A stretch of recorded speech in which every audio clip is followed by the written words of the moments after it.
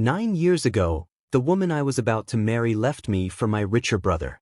Today, at our father's funeral, she leaned in close and whispered, "So, I guess I won, right? You're still poor?" The first thing I felt when I walked into the funeral hall wasn't grief.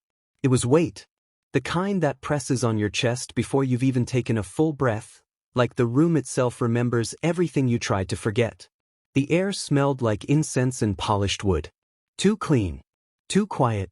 Rows of chairs lined up with military precision, all facing the front where my father's photograph rested on a stand, draped in white flowers. He looked calmer in that picture than he ever did in life. Softer. Like the years of disappointment had finally loosened their grip on his face. I stood near the entrance longer than necessary, pretending to read the program, pretending to adjust my jacket. Really, I was bracing myself. Because rooms like this don't just hold the dead. They hold comparisons. Old judgments. Unspoken scorecards. I could already feel eyes on me. Curious. Measuring. Doing the math they'd always done. That's him. The other's son. I hadn't seen most of these people in years. Extended relatives. Old family friends. Men who once clapped my shoulder and told my father I had potential like it was a consolation prize. Women who smiled politely, their eyes flicking past me as if looking for someone more important. I took a seat near the back. Not out of humility, out of habit. From here, I could observe without being observed. Or at least that's what I told myself. The murmurs around me blended into a dull hum. Condolences. Small talk. The safe language people use when death forces them into the same space with unresolved histories. My father had been gone for 3 days. I still hadn't cried. That scared me more than the loss itself. Because I wasn't sure what I was feeling was grief or relief. Growing up, my father believed in order. In structure. In visible success. He wasn't cruel, not overtly. He just believed some lives made more sense than others. And from an early age, it was clear which one of us fit neatly into his vision. My brother. The golden trajectory. The clean arc, good grades. Confident handshake. The kind of smile that made adults trust him immediately. And then there was me. The questions. The deeters. The long pauses before answers. I loved my father. I really did. But loving him always felt like trying to earn something with invisible rules. A movement at the front of the hall drew my attention. The doors opened. And just like that, the temperature of the room changed. My brother walked in first. Tailored black suit. The kind of posture you develop when the world has spent years reinforcing that you belong wherever you stand. Conversations dipped as people noticed him. Heads turned. Subtle straightening of backs. Respect, automatic and unquestioned. He nodded at a few people, offered a tight, practiced smile. Then she stepped in beside him. And the weight in my chest doubled. 9 years. That's how long it had been since I'd last seen her in person. She looked refined. Controlled. The softness I once knew had been replaced with something sharper, more deliberate. Her black dress fit perfectly, as if grief itself had been tailored to her body. Her hand rested lightly on my brother's arm. Possessive. Casual. As if it had always belonged there. A quiet ripple moved through the room. Recognition. Curiosity. The unspoken story everyone suddenly remembered. That's her. The one who left. I felt something old stir in my gut. Not pain exactly. More like a bruise being pressed to see if it still hurt. It did. My brother scanned the room. And then his eyes landed on me. For half a second, something flickered across his face. Surprise, maybe. Or annoyance. Then it vanished, replaced by warmth so smooth it could have fooled anyone who didn't know him. He walked over. "Didn't think you'd make it this early," he said quietly. There was. "Not I'm glad you came." Not "how are you holding up?" Just the subtle implication that my presence was unexpected. Slightly inconvenient. "I wanted to," I replied. My voice sounded steadier than I felt. He nodded once, like he was checking a box. "This is, you remember," he said, gesturing toward her. Of course I remembered. I remembered the way she used to laugh with her whole body. The nights we stayed up planning a future that felt fragile and electric at the same time. The morning she sat across from me, eyes distant, and said she needed more certainty. I remembered how quickly certainty arrived, in the form of my brother. She met my eyes. For a moment, something unreadable passed between us. Not regret. Not warmth. Assessment. "Hi," she said. "Hi," I answered. That was it. No apology. No acknowledgement of history. Just 2 syllables, clean and bloodless. They moved on, drawn into a small cluster of people eager to greet them. I watched as hands shook, shoulders clapped, condolences offered with a strange undercurrent of admiration. "He's doing so well. They look good together." I stared at my hands, folded tightly in my lap. This was the room where I'd learned to shrink. Not today specifically, but over years. Decades. Family dinners where my achievements were framed as interesting, while my brothers were impressive. Conversations where my choices were questioned gently, persistently, until I learned to stop explaining. And now, here we were. My father gone. And the hierarchy still intact. A memory surfaced, uninvited. I was 26, standing in my childhood bedroom, holding a small velvet box. I'd rehearsed the proposal a dozen times. Thought about how I'd say it. Where we'd live. How we'd build something together, even if it took time. She said she loved me. But love, apparently, wasn't enough without speed. Without status. Without guarantees. I swallowed hard. The service hadn't started yet. The officiant was adjusting papers at the front. Soft music played through hidden speakers. I felt suspended. Like everything important had already happened, and this was just the formal acknowledgement. That's when I felt it. A presence beside me. She had returned. She leaned in slightly, close enough that only I could hear her. Her perfume was familiar, and wrong. "Well," she whispered, her voice low, almost playful. My spine stiffened.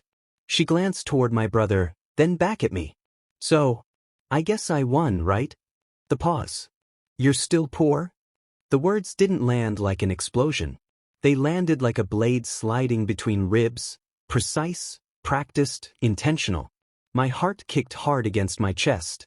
A dozen responses surged forward. Sharp ones. Defensive ones. Old ones. I could have told her how wrong she was. I could have told her everything she didn't know. But I didn't. I looked at her. Really looked. And for the first time since she left, I felt something unexpected. Not rage. Not longing. Just clarity. She straightened, waiting. Expecting me to react the way I always had. I said nothing. The silence stretched. She frowned slightly, confused.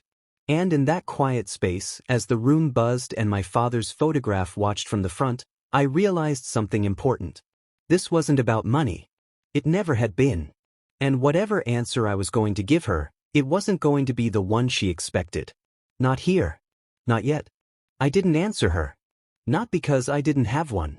But because every answer I'd ever given her before had cost me something. Her whisper still hung between us, sharp and intimate, like a secret we weren't supposed to share in a room full of mourners. The words echoed louder in my head than the soft music playing near the altar. I guess I won. Won what? The ring I never got to give her? The life we never finished imagining? Or the version of me she'd already decided wasn't enough? I stared straight ahead at my father's photograph. His eyes in the picture were calm, almost approving. It irritated me. In life, he'd rarely looked at me like that. Out of the corner of my eye, I could feel her watching me. Waiting. She always had a way of waiting that felt like pressure, like time itself was leaning forward. I wondered if she expected anger. That would have been familiar.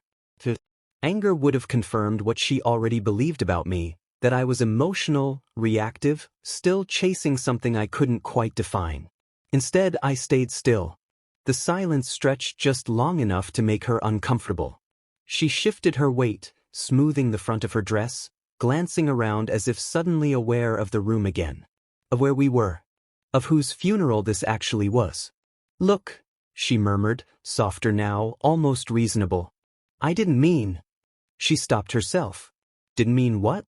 To sound cruel? To sound honest? Or to remind me, one last time, where I ranked in her mental accounting? I finally turned my head and met her eyes. They searched my face, scanning for damage. For proof. That's when I understood something that took me 9 years to articulate. She didn't want to hurt me. She wanted reassurance.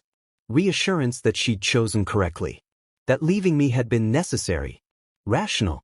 Inevitable. That whatever life she'd built with my brother stood on solid ground, and not on the quiet destruction of someone else's. I gave her nothing. And that unsettled her more than any insult I could have thrown back. She straightened, lips pressing into a thin line. I just thought, she began, then trailed off. Thought what? That I'd be smaller? I remembered the last conversation we'd had all those years ago. The apartment was half-packed. Cardboard boxes everywhere, labels written in her neat handwriting. She'd sat on the arm of the couch instead of next to me, like physical distance would make the decision easier. I need more certainty, she'd said. I'd nodded even though my chest felt hollow. What does that mean? I'd asked. She looked away. And a week later, I found out what certainty looked like. Now, here she was again. Same eyes. Different armor. I should go sit with him, she said finally, gesturing vaguely toward my brother. Of course. She waited one more beat, as if giving me a final chance to perform. When I didn't, she turned and walked away. I exhaled slowly. My hands were shaking. Not from anger. From restraint. Because beneath the calm, something old had been stirred loose. Not the desperate ache I once carried, but a heavier, colder realization. I'd spent years thinking she left because I lacked something. Money. Status. Direction. But sitting there, watching her return to my brother's side like she'd always belonged there, I saw it differently. She hadn't left because I was lost. She left because she was afraid. Afraid of uncertainty. Afraid of slow growth. Afraid of standing beside someone whose future couldn't be summarized in a single sentence.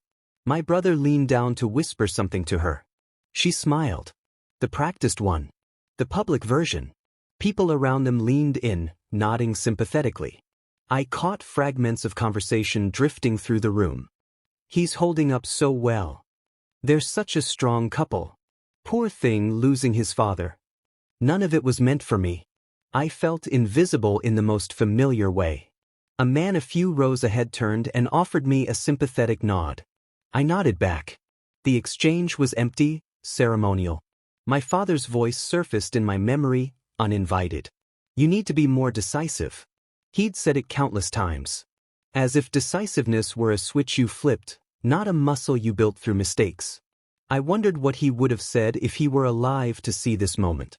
To see his sons sitting on opposite ends of the room, one admired, one overlooked. Would he have noticed the difference at all? The officiant stepped forward and cleared his throat. Conversations faded. People settled into their seats. The service began.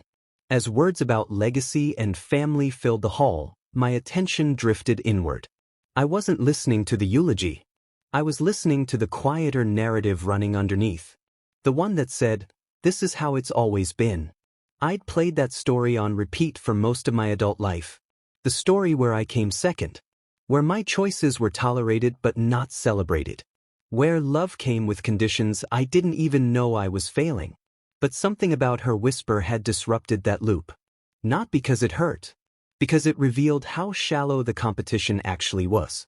She thought winning meant comparison. Measurement. Proof.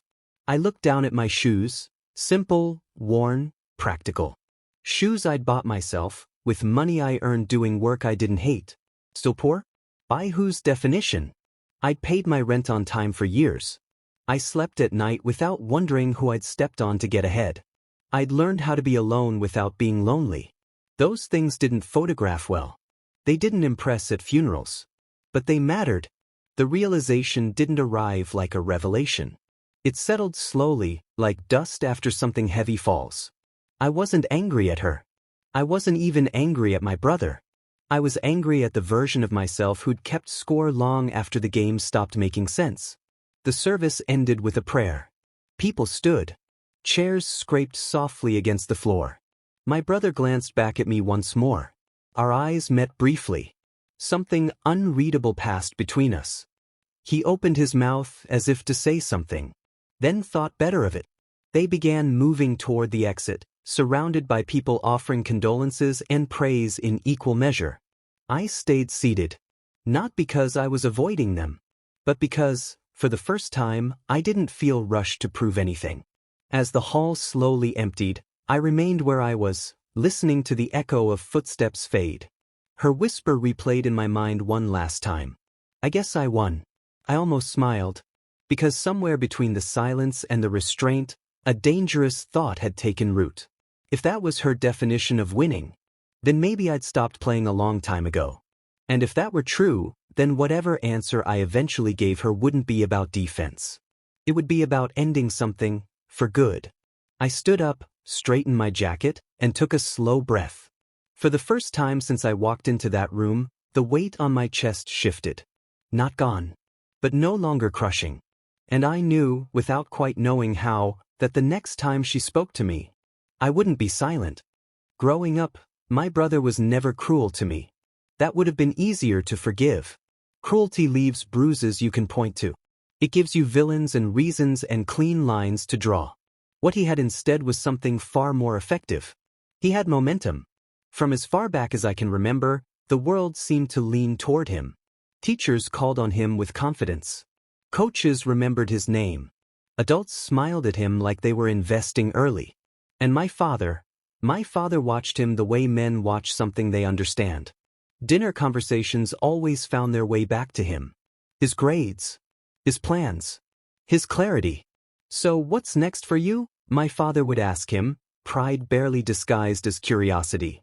My brother would answer without hesitation. Business school. Promotion. Expansion. There was always a word that suggested forward motion. When the question came to me, it was framed differently. So, what are you thinking these days? Thinking. As if my life were an open draft.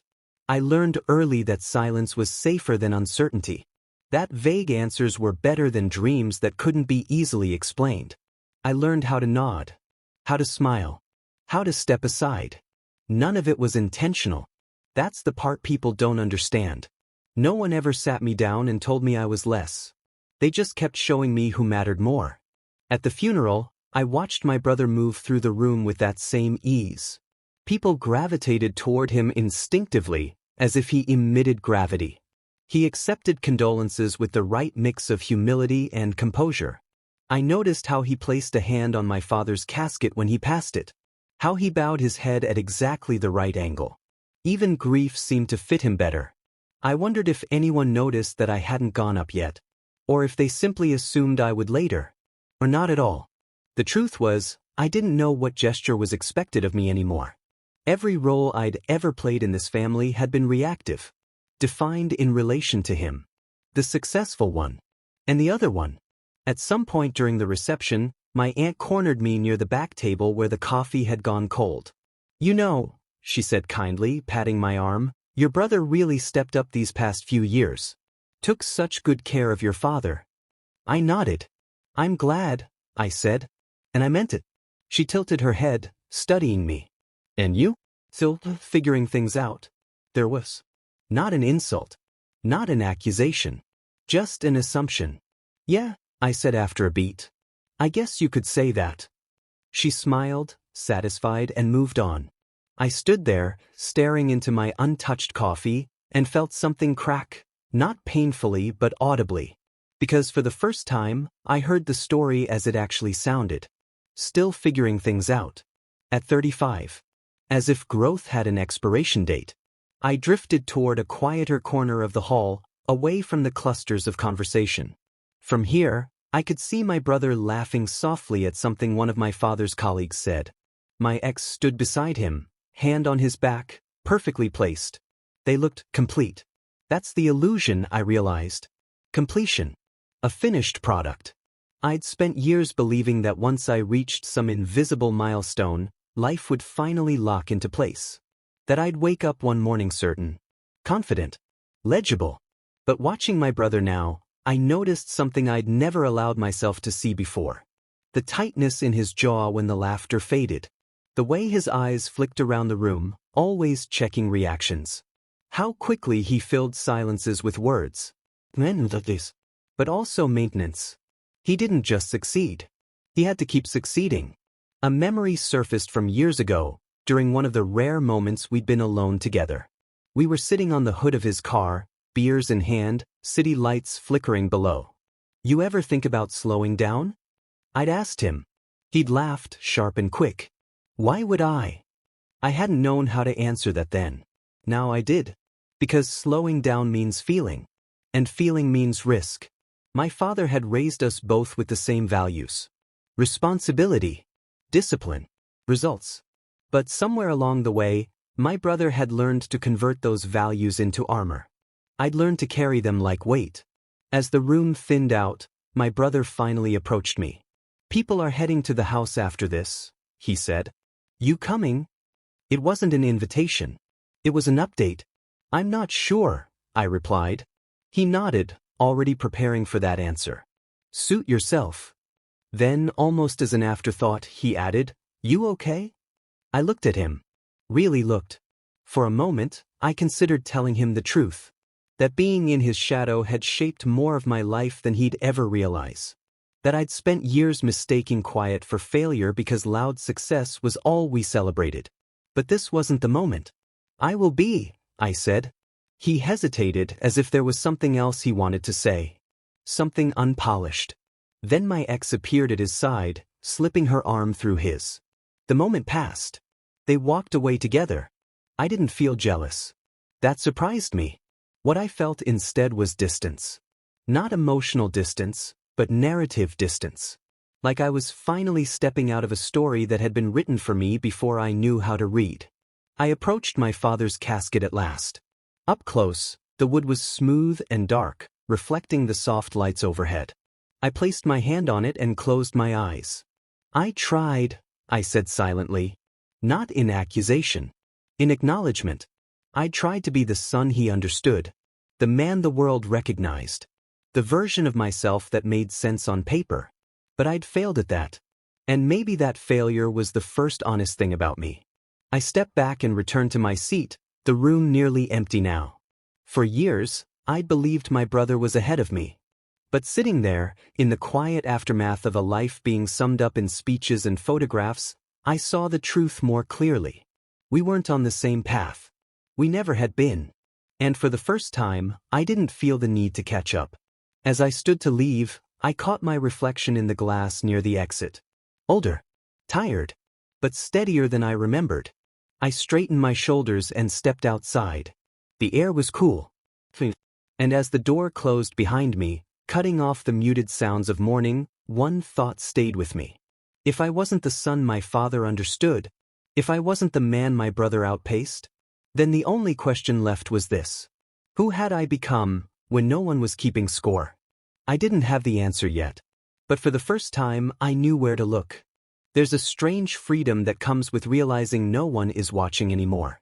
I felt it the moment I stepped outside the funeral hall.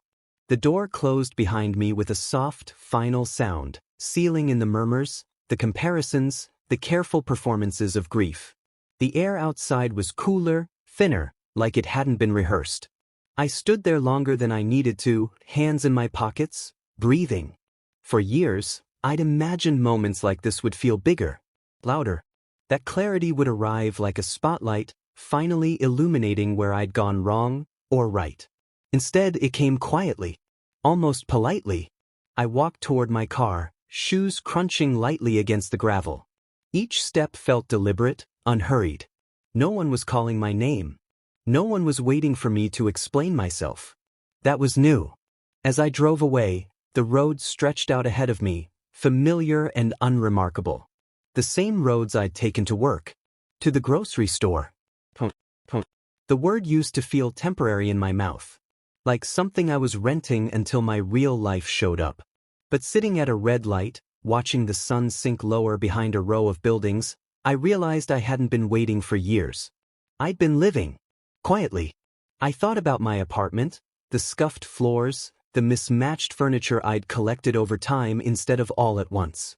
The bookshelf I'd built myself on a weekend when I couldn't afford to buy one. The small balcony where I drank coffee every morning, listening to the city wake up. None of it was impressive. But all of it was mine. When the engagement fell apart 9 years ago, I'd assumed my life would stall. That I'd spend some undefined period drifting, recalibrating, waiting for momentum to return. What actually happened was slower. I took work where I could find it. Learned skills because I needed them, not because they looked good on paper. I said no to jobs that paid more but asked me to become someone I didn't recognize. At the time, those choices felt like compromises. Now they felt like foundations. I parked outside my building and sat in the car with the engine off, the silence thick and familiar. No notifications buzzing. No one checking in. I remembered a night years earlier when my brother had called me after closing some major deal. His voice had been electric. "You wouldn't believe the numbers," he'd said. "This changes everything." I'd congratulated him. Meant it. Then he'd asked almost casually, "So what about you? Any big plans yet?" I'd looked around my small kitchen, at the second-hand table, the stack of unpaid bills. "Not really," I'd said. He'd hummed, distracted. "You'll figure it out." At the time, that sentence landed like dismissal. Now I heard it differently. Maybe I already had. I unlocked my apartment door and stepped inside. The familiar scent of coffee grounds and old books greeted me. I set my keys down carefully, the sound echoing in the quiet space. I moved through the rooms slowly, noticing things I usually rushed past. A small crack in the wall I'd meant to fix. A plan I'd somehow kept alive for 3 years. The framed photo on my desk. Me and a group of coworkers at a charity event, all of us smiling in the unguarded way people do when no one is keeping score. This was the part of my life no one at the funeral had seen. Not my aunt. Not my brother. Certainly not her. They saw income brackets. Titles. Appearances. They didn't see the nights I slept well because I hadn't lied to anyone that day. They didn't see the friendships built on shared effort instead of shared ambition. They didn't see how I'd learned to sit with discomfort instead of outrunning it. Still poor? I tested the phrase again, rolling it around in my mind. I paid my rent. I covered my father's medical bills when they came, quietly, without announcements. I showed up when friends called at 2 a.m., not because I had spare time, but because I remembered what it felt like to need someone. If that was poverty, it was a kind I could live with. I poured myself a glass of water and leaned against the counter. My reflection stared back at me from the darkened window. I looked older than the man she'd left. Less hopeful maybe, but more intact.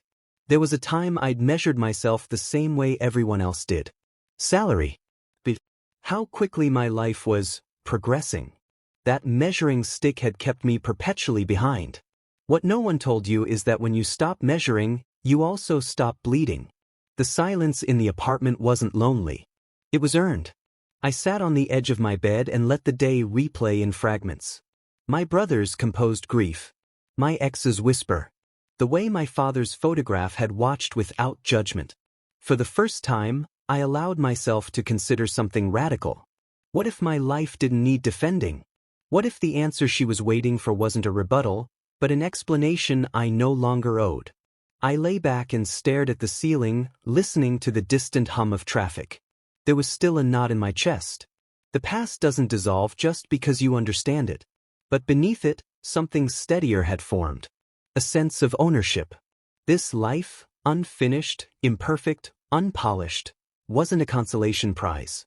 It was the result of choices made without applause. And maybe that was why it felt so solid. I closed my eyes, thinking about the gathering at my brother's house I'd declined. The conversations that would happen without me. The stories that would continue being told in my absence. For once, I didn't feel erased by that. I felt relieved. Because the truth was simple, even if it took years to accept. I hadn't fallen behind. I'd stepped sideways. And from this angle, everything looked different. Tomorrow there would be calls. Obligations. Another encounter I couldn't avoid forever. I knew she'd speak to me again. And when she did, the answer forming inside me wouldn't come from anger or pride. It would come from this quiet place. The one I'd built when no one was paying attention. I opened my eyes and sat up, the room settling around me. For the first time in a long while, I wasn't wondering how my life looked from the outside. I was asking something far more dangerous. whether I was finally ready to say it out loud. By the time I returned to my brother's house, the story had already been written. Not on paper, never that obvious, but in glances, tone, and the way people lowered their voices when I entered a room. Grief has a strange way of rearranging hierarchies. It gives people permission to say things they've been rehearsing for years. The house was full. Too full. Cars lined the street. Shoes piled near the door. The smell of food drifted through the hallway, heavy and mismatched. Dishes brought out of obligation rather than care. Conversations overlapped, filling the space with a low, constant hum. This was where families pretended nothing was broken. I stood near the edge of the living room, a drink untouched in my hand, watching my brother move through the crowd like a host born into the role. He thanked people, touched shoulders, accepted praise with practiced humility. "She's holding up remarkably well," someone said to him. He nodded, eyes soft. "She's strong." I didn't need to look to know who they meant. She stood near the kitchen island, laughing lightly with a group of women, her grief polished into something socially acceptable. Every so often, her eyes flicked toward me. Checking. Waiting. The question she'd whispered at the funeral hadn't been finished. Not really. People drifted toward me in waves. Old friends of the family. Distant relatives. "I'm sorry for your loss," they said. "Thank you," I replied. "And how are you doing?" There it was again. The question that sounded like concern but always carried a second meaning. How are you really doing? As in, where did you land? Did it work out? Are you okay being this? "I'm all right," I said. Some nodded and moved on. Others lingered, unsatisfied. One of my father's longtime colleagues, an older man with a voice that carried, clapped me on the back a little too hard. "Your brother really took care of things," he said. "Stepped up in a big way." I smiled politely. "That's good," I said. He squinted at me, tilting his head. "And you?" "Still doing that consulting work." There was the polite downgrade. "Something like that," I replied. He chuckled. "Hey, as long as you're happy, right?" The sentence landed with a soft thud. As long as you're happy. The universal consolation. I excused myself and stepped outside onto the back patio. The evening air was cool, the sky bruised with fading light. I leaned against the railing and took a slow breath. I told myself I could leave. No one was forcing me to stay. But something held me there. Not obligation. Pressure. I felt it building, not loud, not explosive, but steady. Like a tide pulling everything toward the same inevitable moment. Behind me, the sliding door opened. I didn't turn. "I didn't think you'd come," she said. Her voice was casual, but I could hear the calculation underneath. "I almost didn't," I said. She stepped beside me, resting her elbows on the railing, looking out at the yard like we were just two people catching up. "It's been a long day," she said. "Yes," I replied. "It has." Silence settled between us. She broke it. "You know," she said lightly, "people keep asking about you." I waited. "They're curious," she continued. "You disappeared for a while." I turned and looked at her then. "I didn't disappear," I said. "I just stopped explaining." Her lips pressed together, a brief flicker of irritation crossing her face. "That's not fair," she said. "Neither was your question earlier," I replied. She exhaled sharply, folding her arms. "I was just being honest." There was honesty.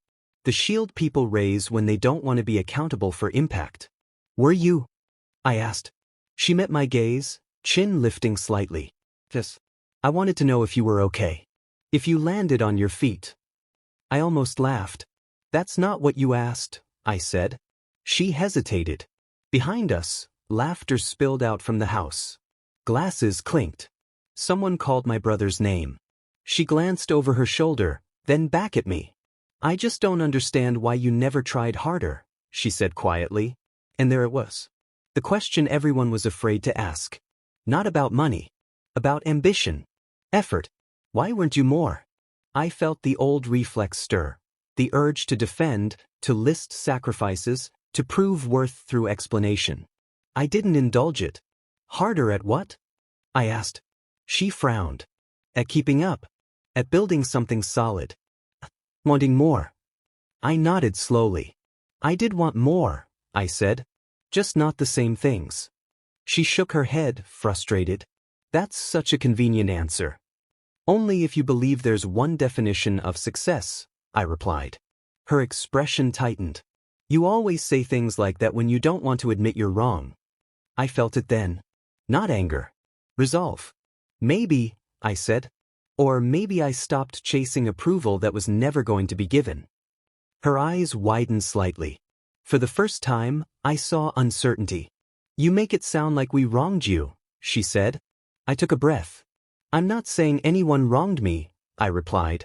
I'm saying I stayed somewhere I wasn't wanted because I thought endurance was love. The words surprised even me. They hung between us, heavy and undeniable. She opened her mouth, then closed it. From inside the house, my brother called her name. She turned toward the sound, then back to me. You didn't answer my question, she said. I looked at her steadily. Which one? She swallowed. Happy.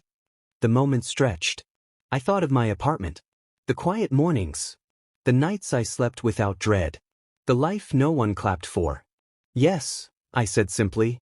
She searched my face, looking for cracks. There were none she could use. She stepped back, nodding once. I'm glad, she said, though it sounded like something else. She went inside. I stayed where I was, heart steady, the night air cool against my skin. I knew this wasn't over. Not with her. Not with my brother. But something had shifted. The question they'd all been circling, the one loaded with judgment and expectation, had finally been spoken aloud. And for the first time, I hadn't answered it the way they expected. As I watched the lights flicker on inside the house, I understood what the next step required. If I was going to finish this, not just the conversation but the story, I'd have to say the part out loud that I'd only admitted to myself. And when that moment came, there would be no room left for misinterpretation. I didn't leave my brother's house right away. Could have. The night had given me enough excuses, fatigue, grief, the weight of conversations that never quite said what they meant. But instead, I lingered at the edge of things, watching from a distance, letting the noise wash over me without stepping back into it. That alone felt new. For most of my life, I'd either fought the current or let it carry me. I'd argued with expectations or surrendered to them, but I'd never simply stood still and observed. Inside the house, the mood had shifted. The rawness of the funeral had dulled into something performative, stories retold, laughter carefully rationed, grief shaped into something easier to digest. People were already editing the day into something that made sense. I sat on the low stone wall near the garden, hands clasped loosely, and listened. My brother's voice carried through the open window. He would have liked this, he was saying. All of us together. I didn't doubt he believed it. But belief and truth are often distant relatives. I thought about how long I'd lived as a reaction. Every choice I made had been measured against something else. His success, her expectations, my father's approval, the world's invisible stopwatch. Run faster. Catch up. Prove it. Even my failures had been framed as falling behind. I realized then how exhausting competition becomes when you never agreed to the rules. A memory surfaced from years earlier, quiet and stubborn. I was sitting across from a man I barely knew, in a cramped office that smelled like burnt coffee. He was interviewing me for a job I wasn't qualified for on paper. Halfway through, he'd leaned back and asked, "Why are you here?"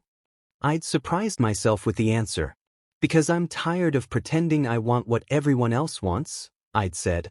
He'd studied me for a long moment. "You won't get rich here," he'd replied. "I know." I got the job. Not because I was impressive.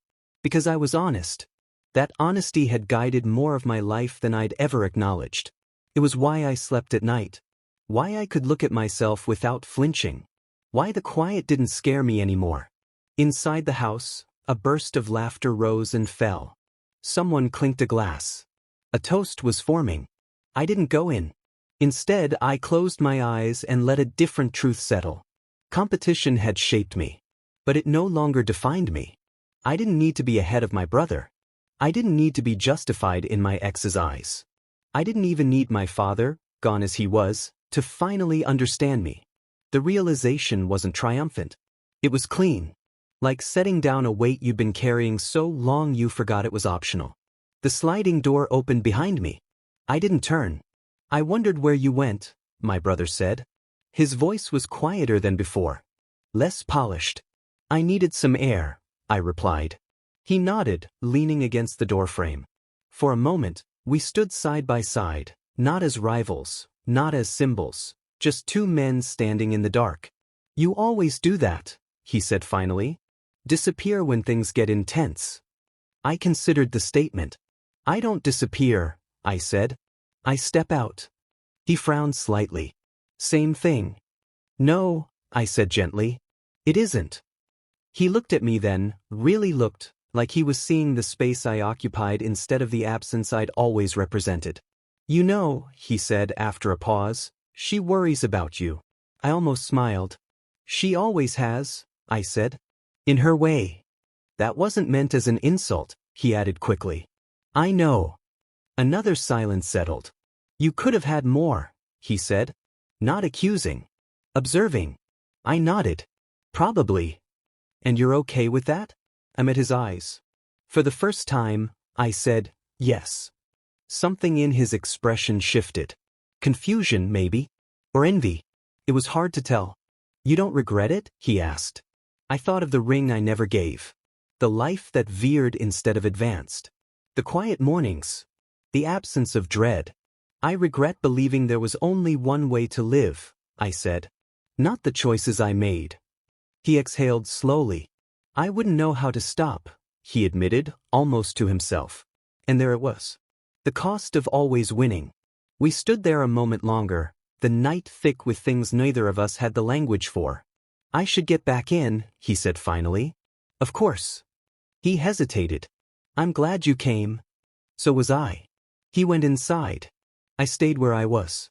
Because something inside me had settled into place. I wasn't waiting anymore. Not for permission. Not for recognition. Not for the past to rewrite itself into something kinder. Whatever I was going to say next, to her, to him, to anyone who still thought life was a race, it would come from this understanding. That my life wasn't a response to theirs. It was its own statement. I stood up, brushing dirt from my hands, and took one last look at the house glowing behind me. Tomorrow, there would be another conversation. One that wouldn't happen in whispers or side patios. One that wouldn't be about defense or justification. And when it came, I wouldn't be trying to win. I'd be ending the game. The room went quiet in a way that felt deliberate. Not respectful. Not reverent. Watchful. It happened just after the service ended, when grief loosened its grip enough for old hierarchies to reassert themselves. Chairs scraped softly against the floor. Murmurs rose, then fell. People gathered in small clusters, deciding, consciously or not, where they stood. I stood near the back, hands folded, my father's coffin already gone from sight but not from mind. That was when I felt her before I saw her. Some presences don't need an introduction. She stepped beside me, close enough that only I could hear her. She smelled the same, expensive perfume layered over certainty. Time had refined her, polished the sharp edges into something socially acceptable. So, she said lightly, like we were catching up after lunch. I guess I won, right? I didn't look at her. You're still poor? There was. Not anger. Not cruelty. Accounting. 9 years condensed into a balance sheet. For a moment, my body reacted the old way. A tightening in my chest. The reflex to defend, to explain, to list invisible achievements like they might count if spoken aloud. But that impulse passed. Because I wasn't competing anymore. I turned to face her. Slowly. Calmly. Around us, conversation thinned. My brother stood a few feet away, mid-laugh, already sensing the shift. I used to think winning meant being chosen, I said. Her smile faltered just slightly. I thought it meant money, I continued. Stability. Approval. Being able to point at my life and say, see? I did it right. She crossed her arms, defensive now. And I realized something, I said. If the prize costs you your peace, it isn't a prize. A few heads turned fully now. My brother stopped talking. She scoffed. That sounds like something people say when they lose. I nodded once. That's what I used to think too. I met her eyes. But then I stopped measuring my life by yours. The silence thickened. I'm not poor, I said evenly. I'm solvent. I'm honest. I sleep without pills. I don't rehearse conversations in my head anymore. Her mouth opened, then closed. I don't wake up wondering who I need to impress today, I went on.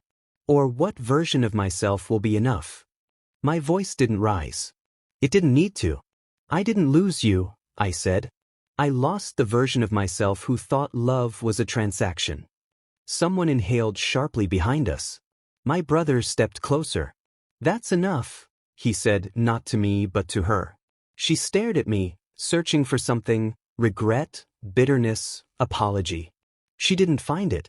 So that's it, she asked. That's your answer? I nodded. You didn't win, I said. You just kept playing a game I walked away from. The words landed without force. And that's what made them devastating. No one spoke.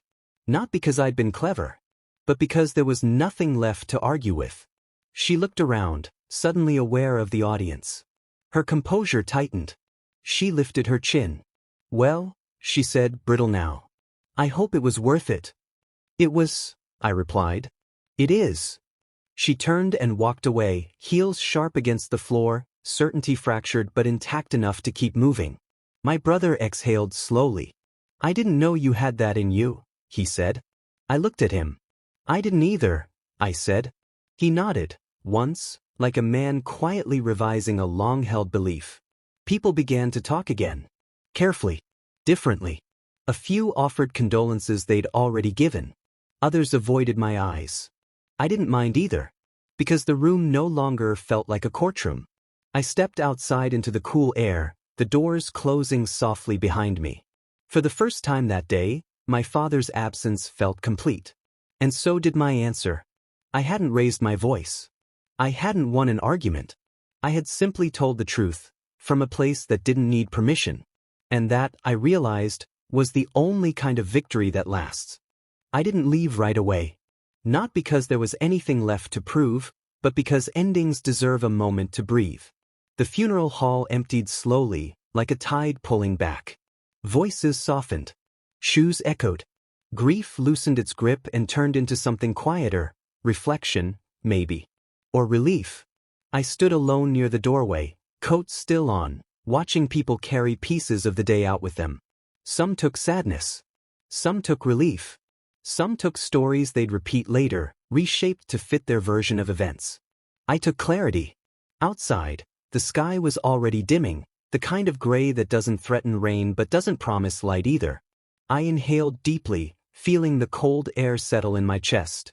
For the first time in years, my breathing felt unguarded. My brother emerged a few minutes later. He looked tired now, stripped of performance. You heading out? He asked. In a bit, I said. He nodded, hands in his pockets. She left. I figured. Another pause. I meant what I said earlier, he added. I'm glad you came. I looked at him, really looked. The confidence was still there, but it was threaded with something else now. Awareness. Maybe even doubt. So am I said. We didn't hug. We didn't resolve decades of distance in a single exchange. But we stood there as equals. And that was enough. He left first. I watched him go, not with resentment, not with comparison, but with a strange sense of closure. I thought of my father then. Of all the things I'd wanted him to say. Of all the moments I'd imagined where he finally understood me, finally approved. That moment never came. And somehow, standing there, I realized I didn't need it anymore. Approval is heavy when it arrives too late. I stepped outside fully and began the walk to my car. The parking lot was nearly empty now, the silence broken only by the crunch of gravel under my shoes. As I drove away, memories surfaced, not sharply but gently. The man I was 9 years ago. The man I tried to become to be enough for someone else. I felt compassion for him. He didn't fail. He learned. At home, I set my keys down and sat in the quiet. No notifications. No audience. just the hum of the refrigerator and the weight of a long day settling into stillness. I replayed her words one last time, not with anger, but curiosity. Did I win? Winning used to mean being seen. Now it meant being at peace. I thought about the mornings I woke up without dread. The work I did that didn't impress anyone at dinner parties but felt honest. The relationships built on mutual presence instead of leverage. None of it would photograph well. All of it mattered. I poured myself a glass of water and stood by the window, watching the city lights blink on, one by one. This was my life. Not impressive. Not envied. But mine. And for the first time, that felt like more than enough. I didn't walk away from the past. I integrated it. I didn't beat anyone. I stopped needing to. Somewhere between grief and relief, between silence and truth, I understood what my answer had really been. Not to her. To myself. And that answer would carry me forward, quietly, steadily, into whatever came next. No scorecards. No audience. Just a life I no longer needed to defend.